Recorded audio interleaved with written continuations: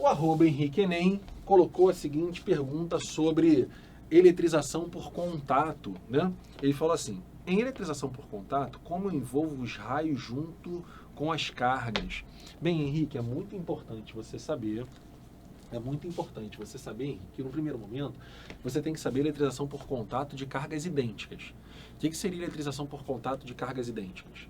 As cargas têm que ter o mesmo tamanho, o mesmo formato, o mesmo material, tá? Elas têm que ser idênticas. Então, por exemplo, imagine você que você tem uma carga de tamanho, sei lá, mais 10Q, né? Isso aqui é a quantidade de carga, tá? E a outra, sei lá, menos 6Q. Tranquilo, Henrique? Quando você colocar as duas em contato, o que vai acontecer? Ao colocar em contato dois condutores, né, você vai botar, nunca vai pensar que são dois em contato. Você vai imaginar que, na verdade, é uma coisa só. Isso aqui é como se fosse um único corpo com um só coração. Uma coisa só. Se essa tem 10Q e essa tem menos 6Q, quando você juntar, quando você somar, você vai passar a ter mais 4Q. Soma mesmo. Mais 10 com menos 6, dando mais 4.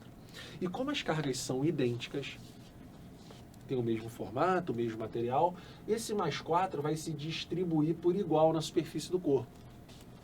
Como ele vai se distribuir por igual na superfície do corpo, eu vou afirmar que quando eu separar, cada carguinha dessa vai ficar com mais 2Q, né? Então, o que a gente faz quando os corpos são idênticos, né? Quando os corpos são idênticos, é média aritmética. Eu somo e divido por 2. Legal? Ah, Léo, e se fossem 10 corpos? Somo os 10 e divido por 10. Eu faço média aritmética.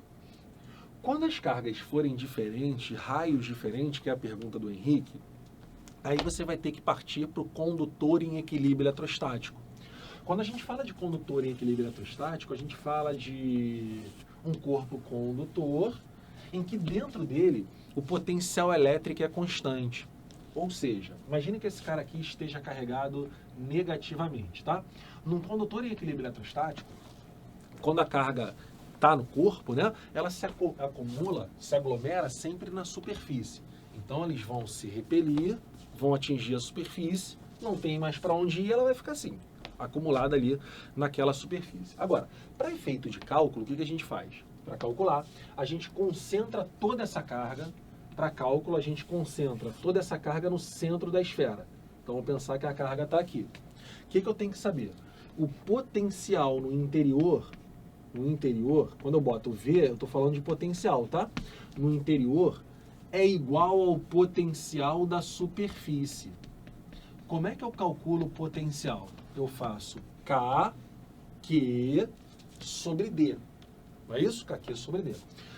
Se eu estou falando que o potencial do interior é igual ao da superfície, a distância que eu uso até a superfície é o raio dessa esfera. Então fica KQ sobre R.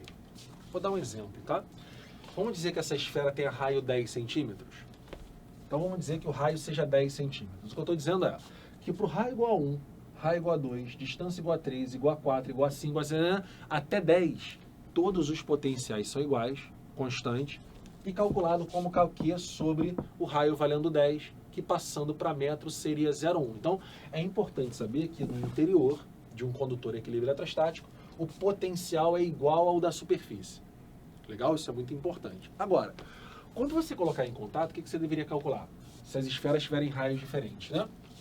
Sei lá, uma esfera tem raio R e a outra esfera tem raio 2R. Nessa esfera aqui, a carga vale 6Q e nessa esfera aqui a carga vai valer 3Q. Aí você vai conectar os dois.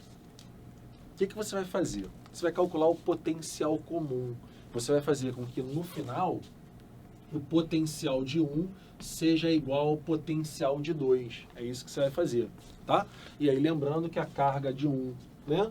A carga total no final tem que ser a carga 1 mais a carga 2 pelo princípio da conservação da quantidade de cargas, né? Então você vai fazer o potencial comum, né? Fazer os potenciais serem iguais. Lembrando que uma carga desloca sempre do maior potencial para o menor potencial e que no final eles têm que ser um corpo só e o potencial tem que ser igual. Tranquilo?